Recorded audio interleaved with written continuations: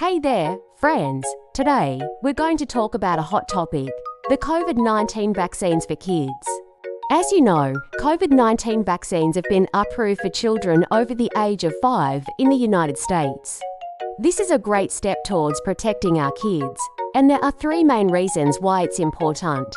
1. The vaccines are safe and effective for children. They've been thoroughly tested and trialled, and millions of children have received them without any major issues. 2. The vaccines can help prevent serious illnesses in children.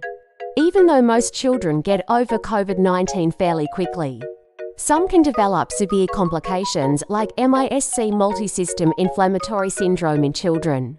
By getting vaccinated, kids can avoid these serious health risks.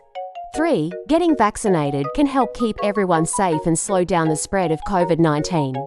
When more people are protected against the virus, it's less likely to spread and cause problems for others. If you have any concerns or questions about your child getting a vaccine, don't hesitate to talk to your pediatrician or healthcare provider.